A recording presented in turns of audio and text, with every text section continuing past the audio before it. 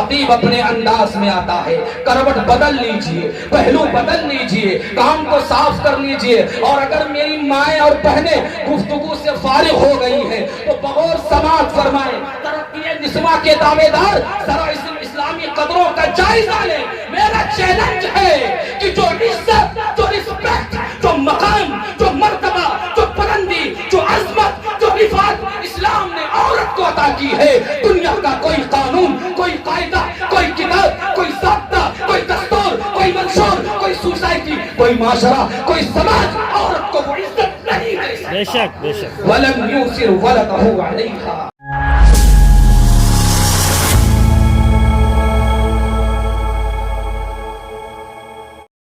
مشتبار خطابت چلے آئیے، جس میں مراد حضرت مولانا عبدالرحمن صاحب دامت برکاتہم، امام و خطیب جامع مسجد سعد اللہ نگر، آپ حضرات ان کے بیان سے محفوظ ہوں گے۔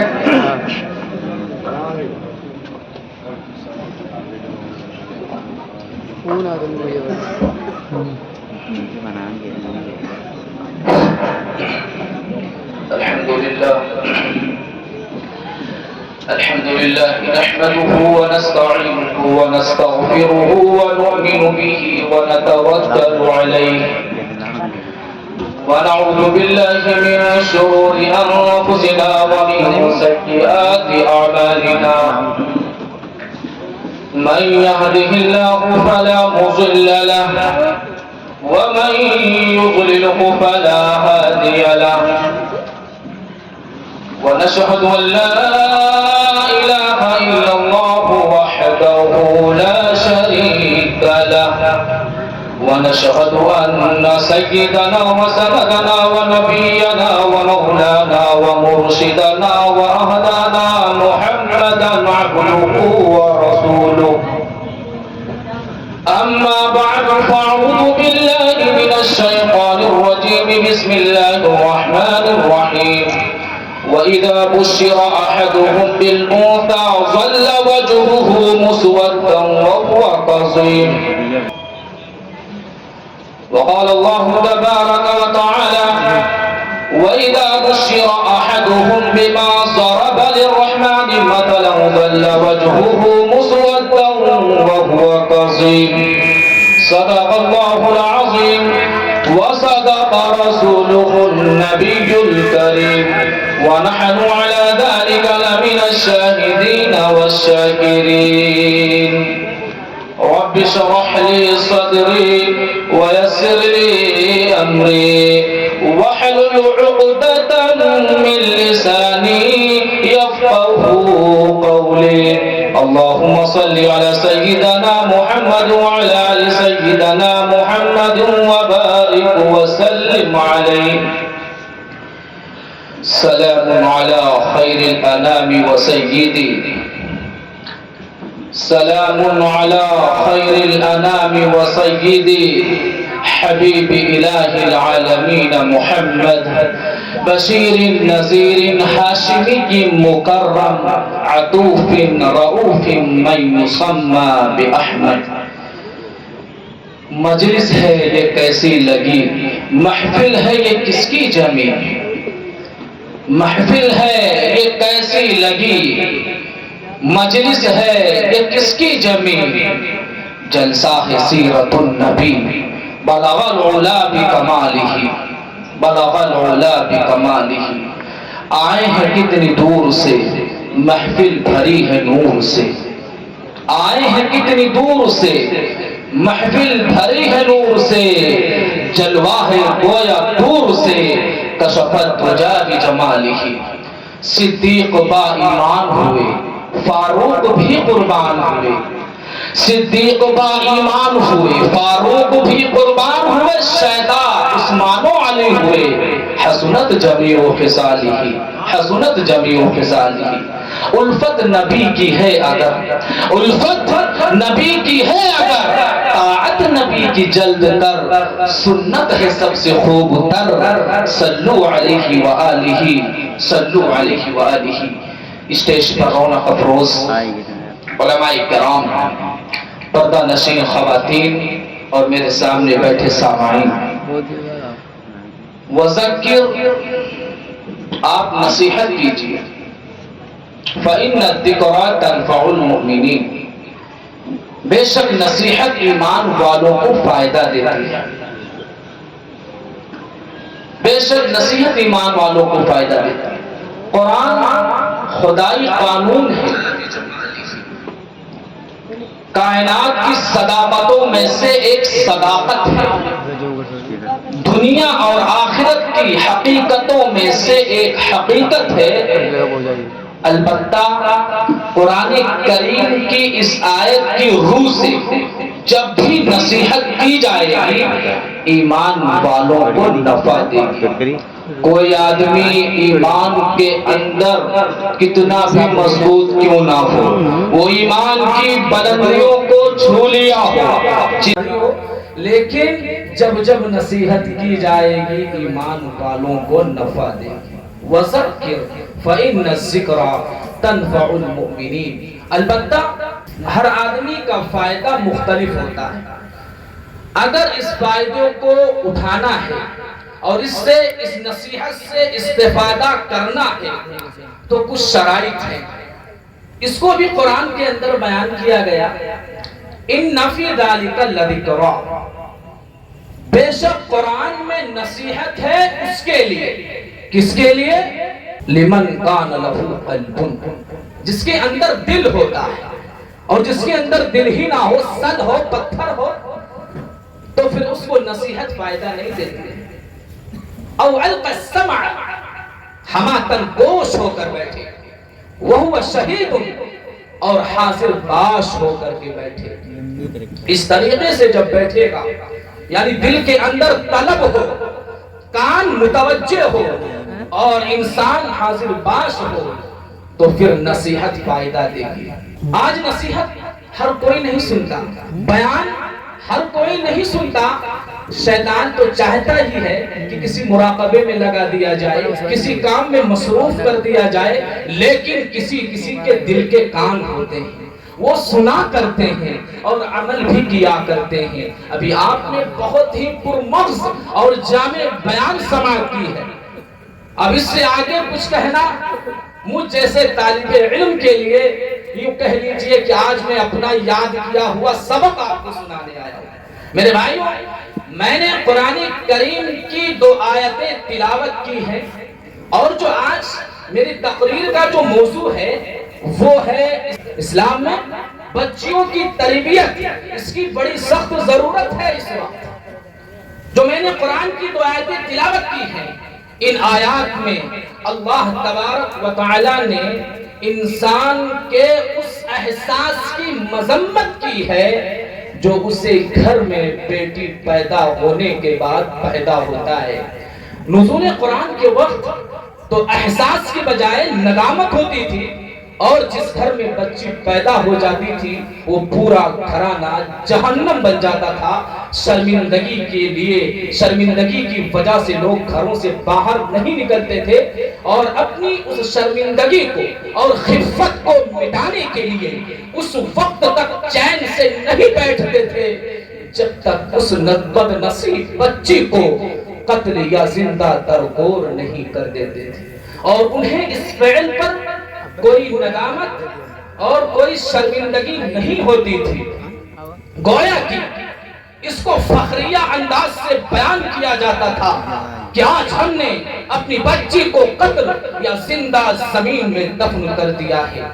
پوری انسانیت کی تاریخ میں اس سے بڑھ کر اور کیا سفاکی اور درندگی ہو سکتی ہے کہ اپنے بطن سے، اپنے شکم سے، اپنے پیٹ سے اور اپنے جسم سے پیدا ہونے والی بچی کو بدشگون سمجھا جائے اور اسے معاشرے کے اندر شرمندگی اور خجالت کا سبب سمجھا جائے، اور اس بات میں کوئی ندامت اور شرمندگی نہ محسوس کی جائے کہ اپنے نور نظر کو، اپنے لخت جگر کو اور اپنے دل کے ٹکڑے کو اور اپنے کلیجے کے ٹکڑے کو، اپنے خون کو اپنے ہاتھوں سے اپنی آنکھوں کے سامنے زندہ زمین میں دفن کر دیا جائے.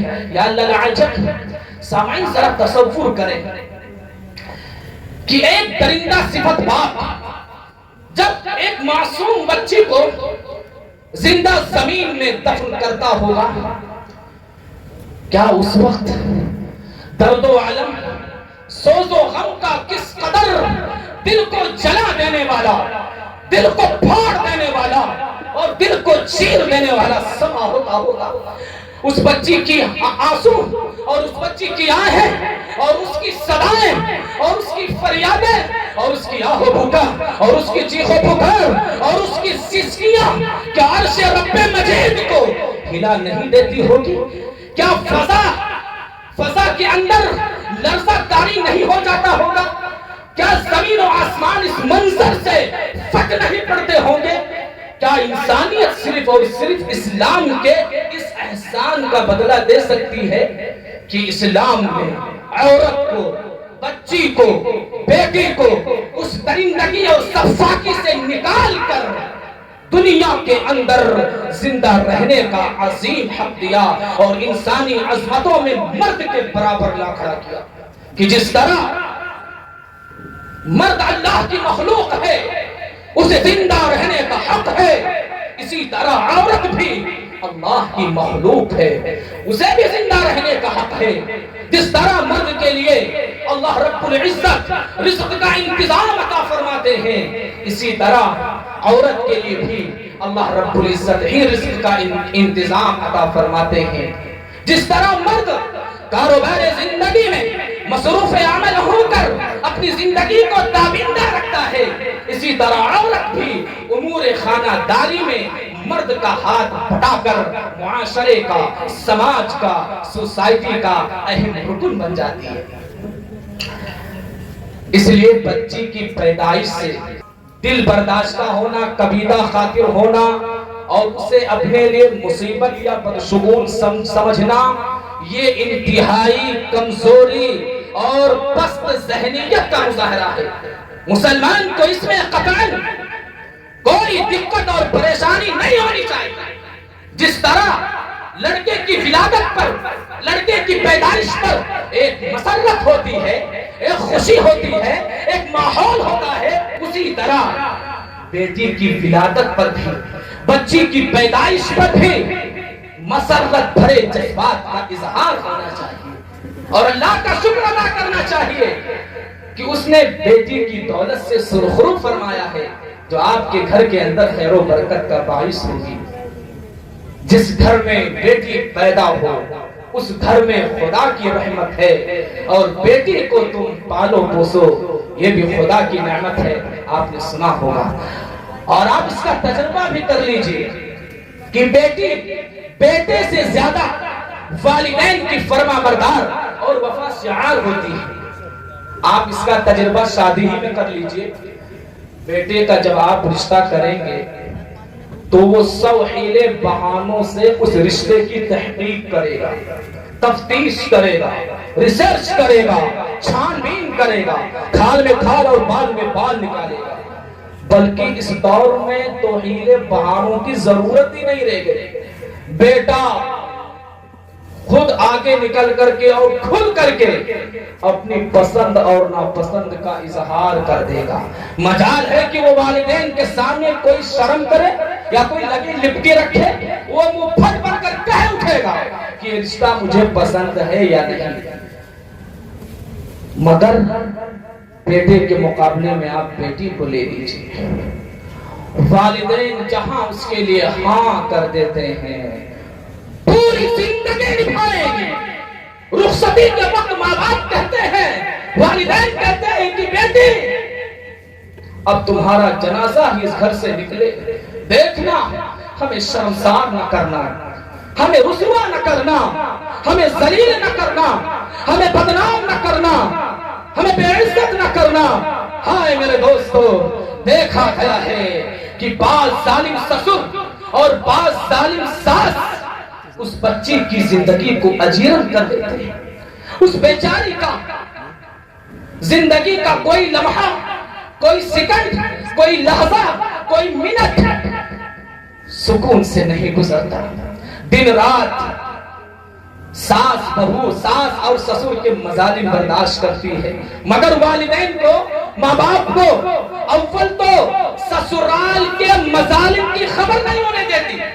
اور اگر کسی نہ کسی طرح والدین کو خبر لگ جائے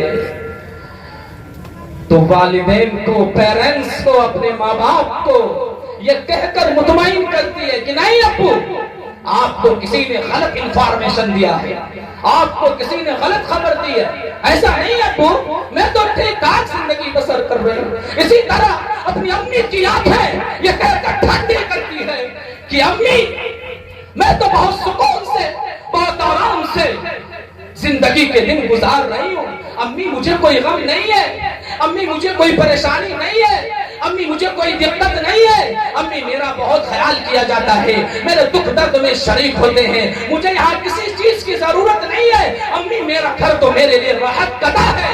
کیوں بیٹی والدین کو اس طرح کہتی؟ مجھے بتاؤ کیوں کہتی ہے؟ اس لیے کہتی ہے کہ کہیں میرے والدین کو غم نہ لگ جائے، کہیں میرے والدین کو غم نہ لگ جائے، ان کی زندگی کا سکون ختم نہ ہو جائے۔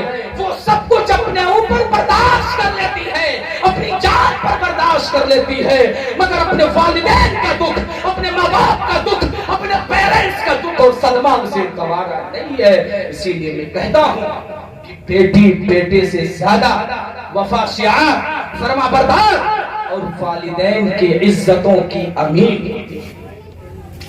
پھر بیچاری کو جہاں بیاہ دیا جاتا ہے، جو دے دیا جائے، جتنا دے دیا جائے، اس پر صابر و شاکر رہتی ہے۔ اسی لیے سرکار مدینہ جناب محمد رسول اللہ صلی اللہ علیہ وسلم نے بیٹیوں کی کفالت کی، تربیت کی، دیکھ بھال کی اور ان کی کفالت کی، اپنی امت کو بہت ہی تاکید فرمائی ہے۔ آپ کے سامنے عربوں کا رواج تھا، عربوں کی درندگی اور سفاکی سے آپ واقف تھے، جو وہ اپنی بچیوں کے ساتھ روا رکھا کرتے تھے۔ اس لیے سرکار مدینہ صلی اللہ علیہ وسلم نے بیٹی کی تربیت کے سلسلے میں خصوصی طور پر والدین کو اہم ہدایات دی، تاکہ بچی کو وبال اور مصیبت نہ سمجھا جائے، بلکہ بیٹی بھی اللہ ہی کی ایک عطا ہے، اور انسان کے لیے اللہ رب العزت کی ہر عطا رحمت ہوا کرتی ہے، فائدہ مند ہوا کرتی ہے، سود مند ہوا کرتی ہے۔ اور بیٹی کی کفالت کرنے والا میں آپ کو بتاؤں جنتی بھی ہے۔ حضرات گرامی، جنت اور دوزخ دو نام ایسے ہیں جن کا تذکرہ آپ علماء کرام سے ہمیشہ سنتے رہتے ہیں، لیکن یہ لفظ آپ کو امیدیں دلانے یا ڈرانے دھمکانے کے لیے نہیں بولے جاتے، بلکہ ان کا بار بار استعمال اور بار بار ذکر اس لیے کیا جاتا ہے تاکہ ہر مسلمان کو معلوم ہو جائے کہ اس کے اچھے اعمال کی جزا جنت کی صورت میں دی جائے گی اور اس کے برے اعمال کی سزا جہنم کی شکل میں دی جائے گی۔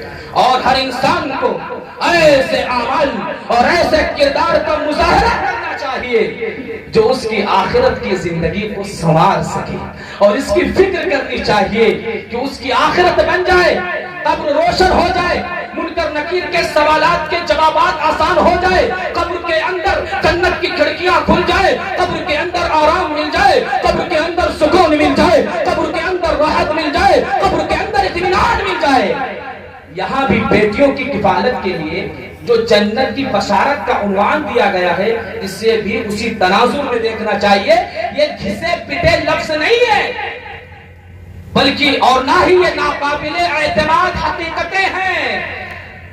ان کی حقیقی شکل اور ان کی اصلی شکلیں جب قیامت کے دن جزا اور سزا کے فیصلے کے بعد سامنے آئے گی تو پھر پتہ چلے گا کہ خدا اور اس کے رسول کے وعدے کس قدر سچے اور پکے ہیں۔ الحمدللہ اس تمہید کے بعد اب ذرا سرکار مدینہ جناب محمد رسول اللہ صلی اللہ علیہ وسلم کی ارشادات عالیہ ملاحظہ فرما لیں۔ عن ابن عباس رضی اللہ تعالی عنہ قال قال رسول الله صلى الله عليه وسلم من ولدت له ابنة فلم يوهها ولم يهنها ولم يؤثر ولده عليها يعني الذكور ادخله الله بها الجنة. حضرت عبداللہ ابن عباس رضی اللہ تعالی عنہ سے روایت ہے کہ اللہ کے رسول صلی اللہ علیہ وسلم نے ارشاد فرمایا کہ جس کے ہاں بچی پیدا ہوئی پھر وہ نہ تو اسے کوئی ایذا پہنچائے اور نہ اسے کوئی تکلیف پہنچائے اور نہ ہی اس کی توہین اور ناقدری کرے اور نہ ہی محبت و پیار میں بیٹوں کو اس پر ترجیح دے، یعنی اس کے ساتھ ویسا ہی معاملہ اور برتاؤ کرے جیسا کہ بیٹوں کے ساتھ کرتا ہے، تو اللہ تبارک و تعالی بیٹی کے ساتھ حسن سلوک کے صلے میں اس کو جنت عطا فرمائے گا۔ اب خطیب اپنے انداز میں آتا ہے، کروٹ بدل لیجئے، پہلو بدل لیجئے، کام کو صاف کر لیجئے، اور اگر میری مائیں اور بہنیں گفتگو سے فارغ ہو گئی ہیں تو بغور سماعت فرمائیں۔ ترقی نسواں کے دعوے دار ذرا اسلامی قدروں کا جائزہ لیں۔ میرا چیلنج ہے کہ جو عزت، جو رسپیکٹ، جو مقام، جو مرتبہ، جو بلندی، جو عظمت، جو رفعت اسلام نے عورت کو عطا کی ہے، دنیا کا کوئی قانون، کوئی قاعدہ، کوئی کتاب، کوئی ضابطہ، کوئی دستور، کوئی منشور، کوئی سوسائٹی، کوئی معاشرہ، کوئی سماج عورت کو وہ عزت نہیں دے سکتا۔ بے شک بے شک۔ وَلَمْ يُؤْثِرْ وَلَدَهُ عَلَيْهَا وَلَمْ يُؤْثِرْ وَلَدَهُ عَلَيْهَا۔ محبت و پیار میں، حسن سلوک میں، تربیت و کفالت میں بیٹوں کو بیٹیوں پر ترجیح دیا جائے، بلکہ بیٹی اور بیٹی کے ساتھ حسن سلوک کے ساتھ یکساں رویہ اختیار کرنا چاہیے۔ سرکار دو عالم صلی اللہ علیہ وسلم کے صرف اس جملے کو سامنے رکھ کر خواتین اسلام کا خواتین مغرب سے موازنہ نہیں کرنا چاہیے۔ ابھی دودھ کا دودھ اور پانی کا پانی ہو جائے۔ مجھے بتاؤ کون ہے وہ جو بیٹی اور بیٹے کی یکساں تربیت کے احکامات دیتا ہے؟ کون ہے جس نے بیٹے اور بیٹی کی تعلیمی و تربیتی زندگی پر والدین کو یکساں توجہ دینے پر زور دیا ہے؟ کون ہے وہ جس نے بچی کو بچے کے برابر اہمیت دی؟ کون ہے وہ جس نے بچی کے اوپر خرچ کیے ہوئے ایک ایک پیسے کا حساب، ایک ایک روپیے کا حساب، ایک ایک پائی کا حساب قیامت کو چکا دیا؟ کون ہے وہ جس نے عورت کو پستی سے بلندی عطا کی؟ کون ہے وہ جس نے عورت کو چار حیثیتیں عطا کی، چار حیثیتیں عطا کی، چار حیثیتیں عطا کی کہ اگر عورت تیری بہن ہے، تیری بیٹی ہے تو وہ تیری غیرت ہے، اور اگر عورت تیری بہن ہے تو وہ تیری آبرو ہے، اور اگر عورت تیری بیوی ہے تو اس کا خرچہ برچہ تیرے اوپر لازم ہے، اسے کارخانے میں جانے کی ضرورت نہیں ہے، اور اگر عورت ماں ہے تو اس کے قدموں کے نیچے جنت ہے۔ یہ حیثیتیں کون متعین کی؟ یہ صرف اور صرف ہم سب کے آقا، کونین کے نگینہ، یتیم آمینہ، اللہ کے نامدار، اللہ کے رازدار، مدینہ کے تاجدار جناب محمد رسول اللہ صلی اللہ علیہ وسلم کی نورانی اور پاکیزہ تعلیمات کا نتیجہ ہے کہ آج مسلمان خواتین معاشرے کا، سوسائٹی کا، سماج کا اہم ترین معزز، اہم ترین حصہ ہے، معزز ترین حصہ ہے۔ بیٹیوں کی کفالت کرنے والا بھی جہنم سے بری ہے۔ دلیل میں پیش کر دیتا ہوں۔ عائشہ رضی اللہ تعالی عنہ قال رسول اللہ صلی اللہ علیہ وسلم من ابتلي من هذه البنات بشيء فأحسن إليهن كن له سترا من النار۔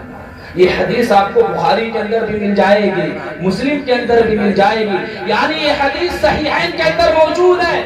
حضرت عائشہ صدیقہ رضی اللہ تعالی عنہا سے روایت ہے کہ اللہ کے رسول صلی اللہ علیہ وسلم نے ارشاد فرمایا کہ جس بندے یا بندی پر اللہ تبارک و تعالی کی طرف سے بیٹیوں کی ذمہ داری ڈالی گئی، بیٹیوں کی ذمہ داری ڈالی گئی، اور پھر اس نے اپنی ذمہ داری کو ادا بھی کیا، اس کے ساتھ اچھا سلوک بھی کیا، اس کی اچھی تربیت کی۔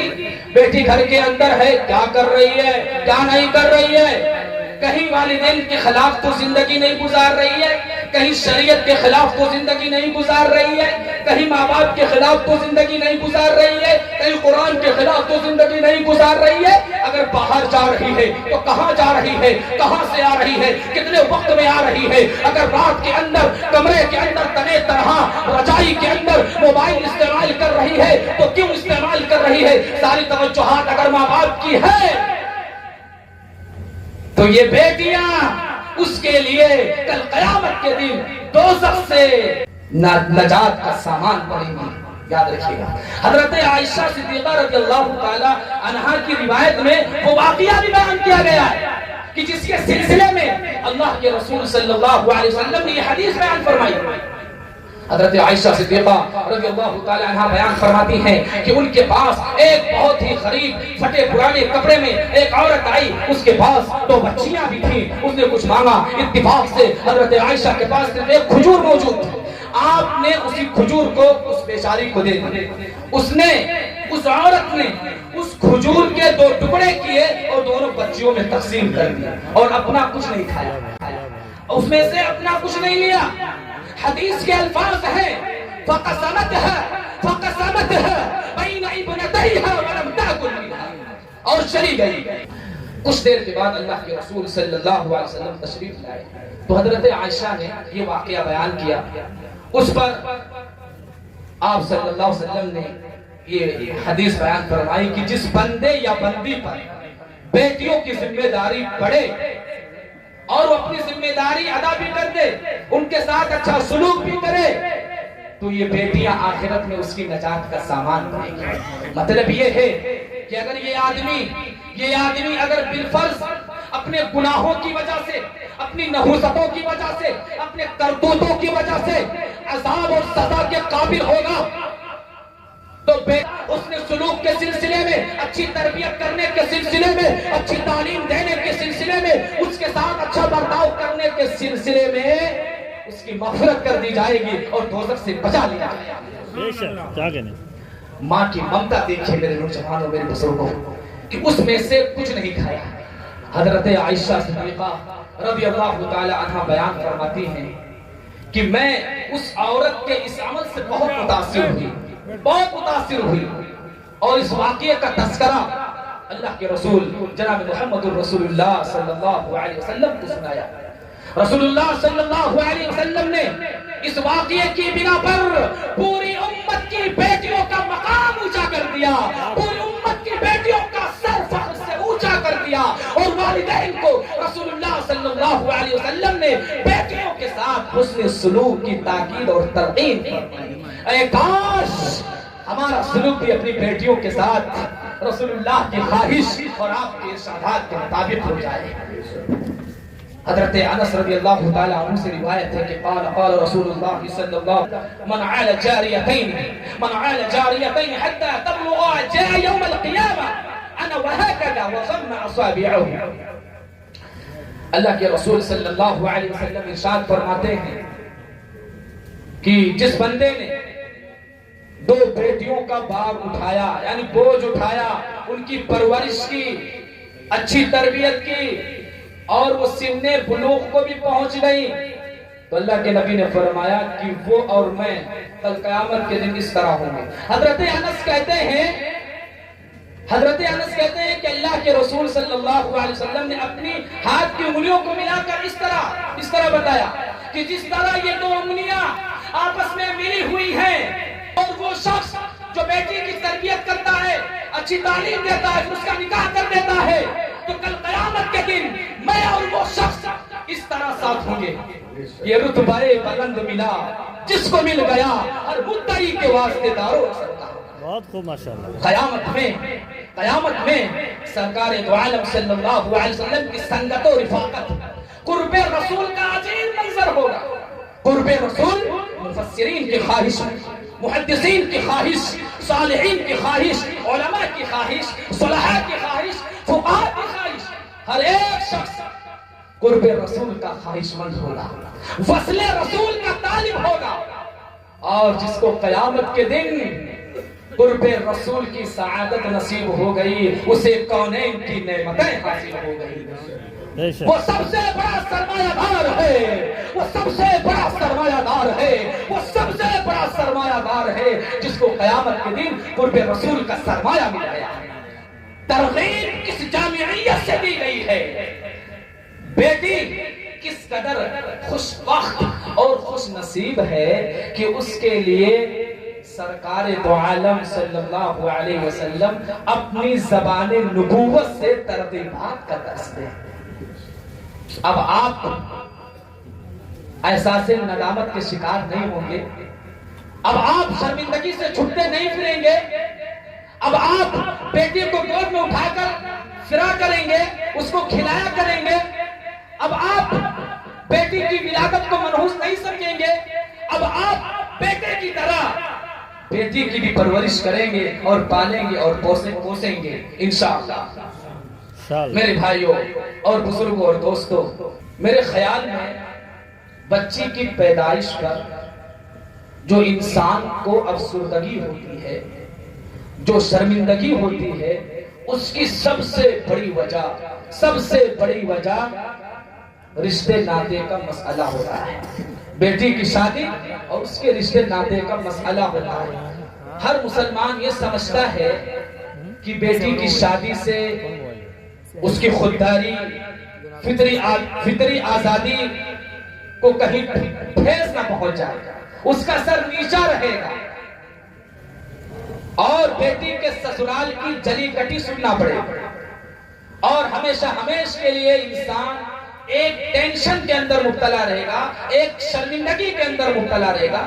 اس لیے بیٹی کی ولادت پر اس کو قلبی طور پر کچھ اس قسم کے پس منظر سے دوچار ہونا پڑتا ہے جو اس کے احساس کو مجروح کر دیتے ہیں، اور نفسیاتی الجھن کا وہ شکار ہو جایا کرتا ہے۔ اس لیے میں کہتا ہوں کہ ساس بہو کے جھگڑے، دولت اور جہیز کے جھگڑے، یہ تمام تر جھگڑے سنت رسول کے دوری کی وجہ سے پیدا ہوئے ہیں۔ اگر علماء پوری محنت کر کے معاشرے کے اندر اس وبال پر اور اس ناسور چیز پر قابو پالے تو انشاءاللہ العزیز پورے معاشرے کے اندر، ہر گھر کے اندر جھگڑے ختم ہو کر کے ہر مسلمان یہ سمجھتا ہے کہ بیٹی کی شادی سے اس کی خودداری، فطری آزادی کو کہیں ٹھیس نہ پہنچ جائے گا،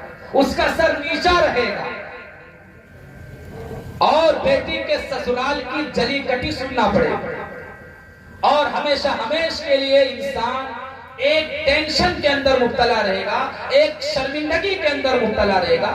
اس لیے بیٹی کی ولادت پر اس کو قلبی طور پر کچھ اس قسم کے پس منظر سے دوچار ہونا پڑتا ہے جو اس کے احساس کو مجروح کر دیتے ہیں، اور نفسیاتی الجھن کا وہ شکار ہو جایا کرتا ہے۔ اس لیے میں کہتا ہوں کہ ساس بہو کے جھگڑے، دولت اور جہیز کے جھگڑے، یہ تمام تر جھگڑے سنت رسول کے دوری کی وجہ سے پیدا ہوئے ہیں۔ اگر علماء پوری محنت کر کے معاشرے کے اندر اس وبال پر اور اس ناسور چیز پر قابو پالے تو انشاءاللہ العزیز پورے معاشرے کے اندر، ہر گھر کے اندر جھگڑے ختم ہو کر کے سکون کی فضا قائم ہو سکتی ہے، سکون کی فضا پیدا ہو سکتی ہے۔ بے شک میرے بھائیوں دوستوں، اور میں یہی رک کر کے حقیقی معنوں میں ان تمام سسرال والوں کو میں مخاطب کرنا چاہتا ہوں جو حقیقی معنوں میں ظالم ہیں، جو بچیوں پر ظلم کرتے ہیں، ان کو ایذا پہنچاتے ہیں۔ سسرال والوں سے میری گزارش ہے کہ آپ کو بھی ایک دن مرنا ہے، آپ کو بھی ایک دن مرنا ہے، اور آپ کی بھی پیشی اللہ کے حضور ہونی ہے، اور آپ کے کیے کرائے کا پورا سوال اور جواب اللہ کے یہاں ہونا ہے۔ اس لیے آپ بھی اپنی زبان پر اور اپنے عمل پر قابو کیجیے۔ آج اگر تم کسی کی بیٹی بہن پر ظلم کرتے ہو، درندگی کا معاملہ کرتے ہو، اے میرے یارو، یہ دنیا قوت کی سزا ہے۔ جیسی کہو گے ویسی سنو گے، جیسا کرو گے ویسا پاؤ گے۔